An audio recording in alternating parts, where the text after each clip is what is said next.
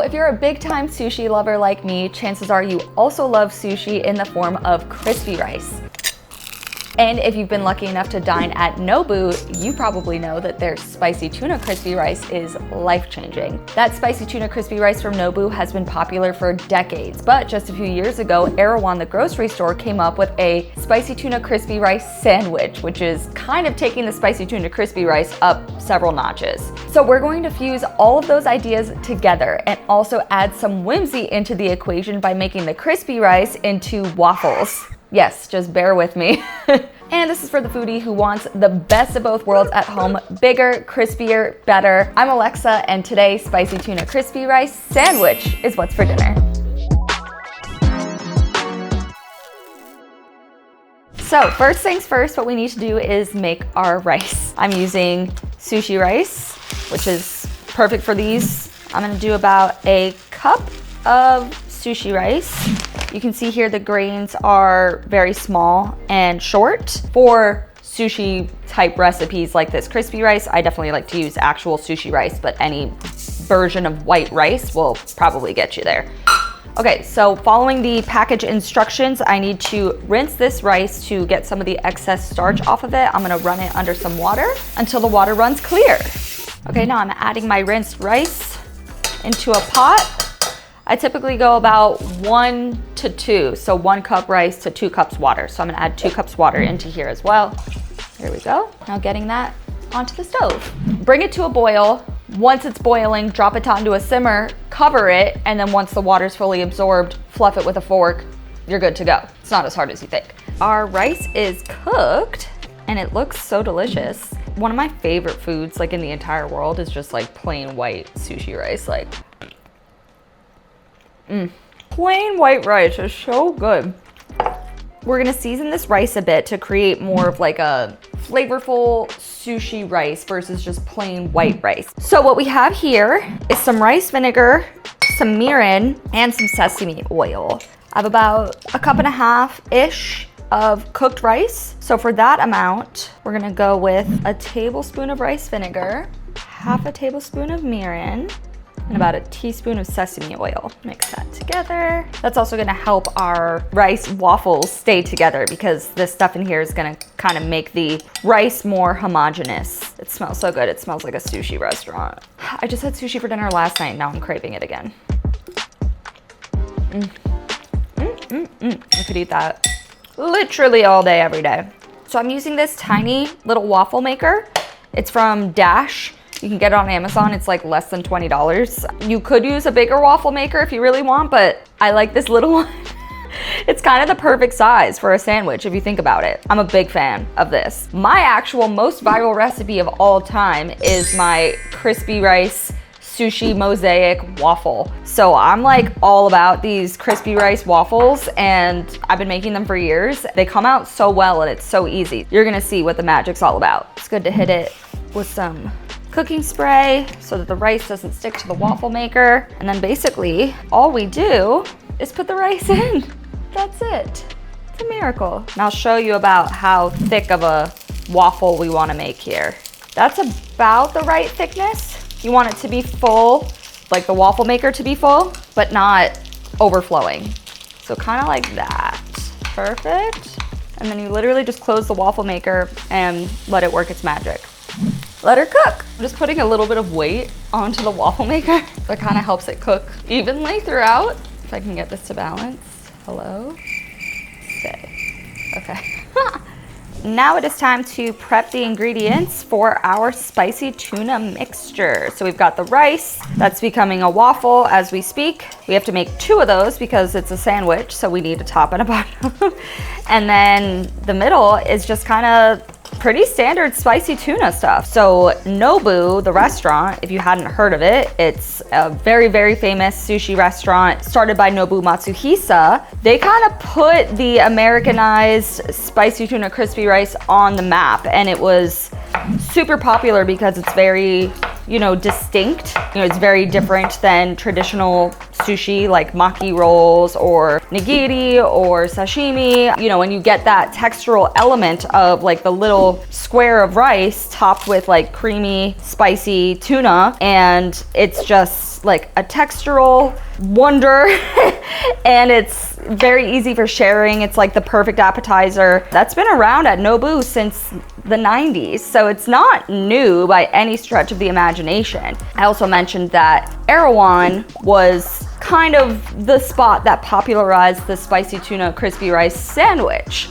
I don't know if they're the ones that invented it. I mean, spicy tuna crispy rice, like I said, has been around for decades, so surely someone else in the world thought to turn it into a sandwich at some point. Obviously, if you know anything about Erewhon, it gets a lot of online buzz. It's a grocery store chain, very known for like the Hailey Bieber smoothie and having like super expensive groceries, and they kind of rolled out their spicy tuna crispy rice sandwich back in 2023, and it really kind of took off from there. I mean, now it's kind of just like ubiquitous to be seeing variations of spicy tuna crispy rice online. I don't think I've ever done it as a sandwich though. I've only done it as like an open-faced waffle, so I think doing it as a sandwich is new and exciting, and I'm very excited for this. Also, like I said, I literally had sushi last night and I'm craving it again, so maybe I was meant to eat Japanese. I think that would make a lot of sense. Got my veggies prepped.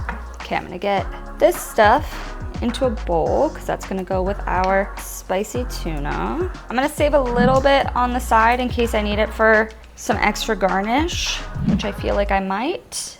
Now time for the tuna. And I actually have an Instagram series about this right now because like this is sushi grade sashimi, raw tuna, but I find it's very difficult to find sushi grade tuna like at the grocery store, sushi grade fish in general. You can obviously get it from restaurants, that's pretty easy, but pretty expensive. You can get grocery store kind of sushi like this pretty easily in my experience, but getting just like a hunk of good raw tuna is like weirdly difficult, or good raw salmon that's sushi grade. All these things are kind of hard to find unless you have like a good fishmonger or fish peddler. So actually I have a series called Grocery Store Sushi Recipes where like, you know, containers like this of sashimi and nigiri are more accessible. Let's use those to make restaurant quality sushi recipes at home. So that's something that I've been having a lot of fun with, and this is kind of a riff on that, like using that grocery store sushi that's accessible and high quality but more affordable than restaurants, and making really exciting stuff out of it. So if you have any like other ideas for sushi recipes that can be made at home that utilize grocery store sushi, definitely let me know.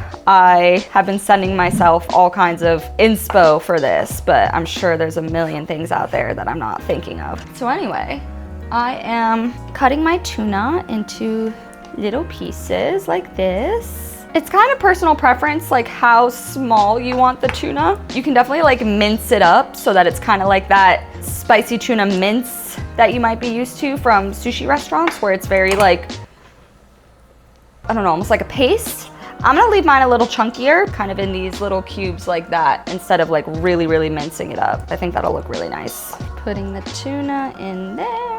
Time to season our spicy tuna mixture. So I'm gonna do a little bit of soy sauce. That's basically in place of salt because I want that soy sauce flavor in there. Now, basically for spicy tuna, we're just kind of making a spicy mayonnaise. So I've got a bunch of sriracha that I'm gonna put in to taste, depending on how spicy you like it.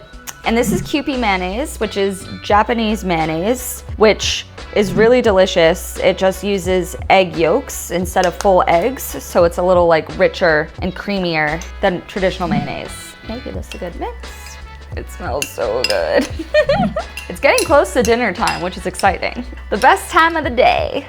Okay, gorge. Spicy tuna mixture, baby. Let's give that a taste.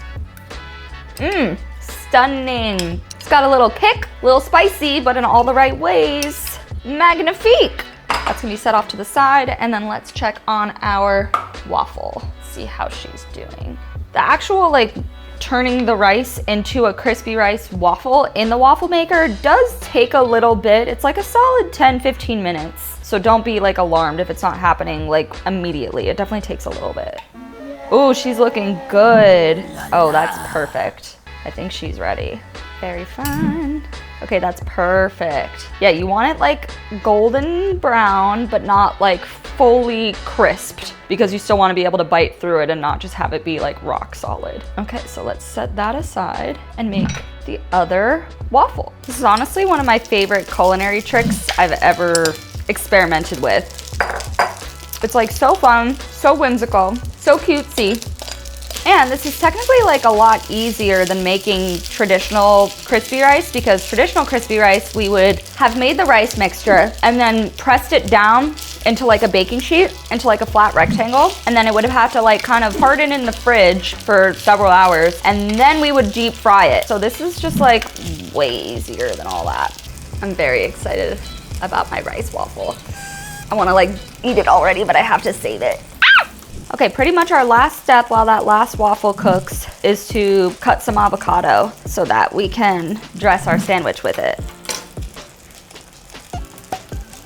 Oh my God, it's a small one. Womp womp.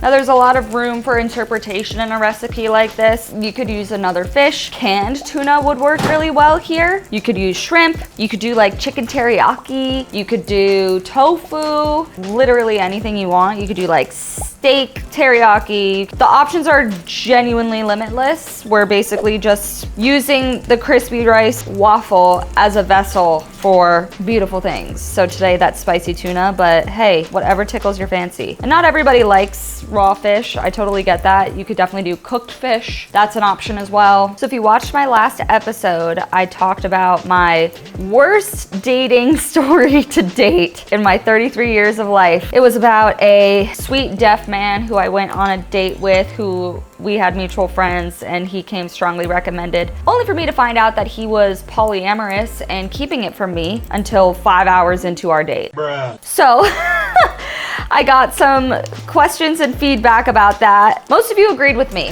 which is great, because I did not want to come off as like judgmental about his lifestyle or the company he keeps or the way he lives his life and his sexuality. All of that is not a problem. Bringing me into the mix and keeping that huge piece of information from me until when he told me like 5 hours into our date, that was the only part I had issue with. Anyway, all to say is that if you're wondering what the update is since then, I don't have one. I think I'm good on dating for a bit. I hate to sound so disillusioned, but there's a lot of like discourse amongst like my friends and peers and just like on the internet about the bleakness of modern dating, and it really is bleak. It kind of just makes you wonder, like, for what? It's too much of an assault on my peace and happiness. I'm definitely hopeful that I meet someone some point soon. I mean, I'm like 33, but I only have like so much patience and so much like bandwidth for getting like f***ed over and having my time wasted and like just, yeah, I guess I am a bit disillusioned, but it's about to be the summer. I'm really happy with like myself and my life. I don't think I need to be like wasting a ton of time and effort with like crusty, dusty, like unhealed, selfish men. So for now, I'm just laying low, minding my business. If you have any advice, let me know, but for now, I'm just kind of chilling. I want to give you an ASMR of this crispy waffle. Crispy! I forgot I wanted to add some jalapeno as garnish. Not 100% necessary, especially if you're a little bit averse to spice, but I thought it would be fun. Like a real spicy tuna that you would get at a restaurant. I have like a very crippling addiction to takeout apps like Uber Eats, DoorDash, etc. And I think this journey of making like restaurant quality sushi at home is helping me with that a little bit, because yeah, my delivery app expenditures every month are horrific. It's really bad. So I kind of like this as like an exercise for me in making stuff that I could get at a restaurant at home and spending less money. All right, the time has come to assemble our waffle crispy rice sandwiches. Woo! First things first, we have our crispy waffle number 1. Now we're gonna add on some of our avocado. Do a little more than half of it, just to kind of make sure we've got even coverage of avocado. There we go. And now we're gonna put on the spicy tuna mixture. In case you're thinking right now, wow, this sandwich is gonna be messy. You are correct. It's a messy sandwich. But I feel like most sandwiches are messy, and this one, in my humble opinion, is way more delicious than most regular sandwiches. Like, hello, spicy tuna crispy rice, waffle sandwich? Definitely worth the mess. A little more mayo on top, a little more sriracha. And this is a honey sriracha sauce. I wanted eel sauce for kind of like that brown color. They didn't have it at the store, so this is gonna replace that. Pretty. Yum! Honey sriracha, let's go. Now we're gonna do a few pieces of jalapeno. Cute. A few scallions. Okay, this is furikake seasoning. It's just basically dried seaweed and sesame seeds. Oh my god.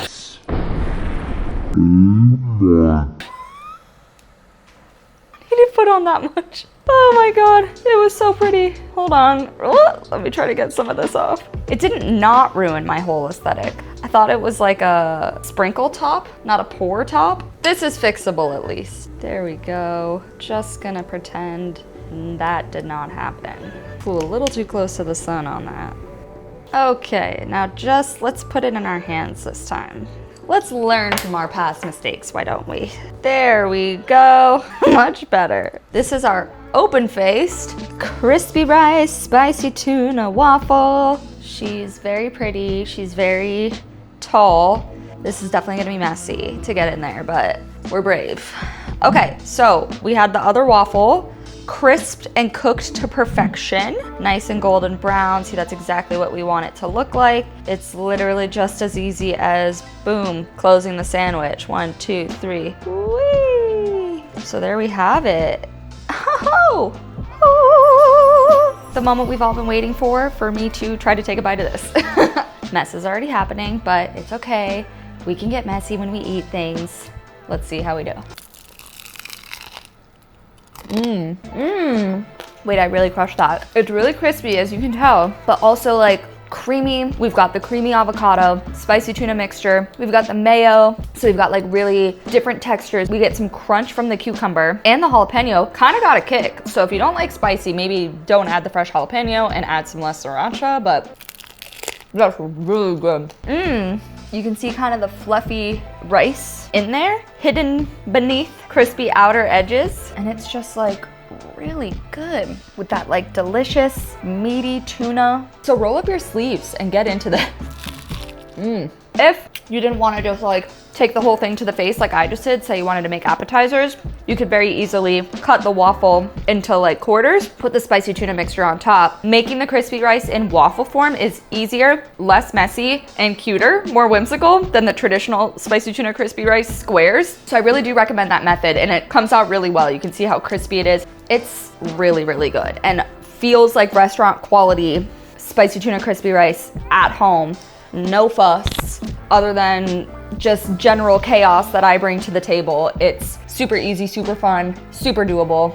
I feel like I have stuff all over my face, but thank you so much for watching and bearing with me and all my antics. If you're new here, please like and subscribe. And if you're a returning viewer, thank you so much. I love you dearly. Drop a comment and let me know what other viral dishes you'd like me to make for dinner, as well as getting some more insight and context into what made those viral dishes viral dishes. I've got a lot of other dinner recipes up my sleeve, but I would love to hear your ideas as well. We will see you at the next one.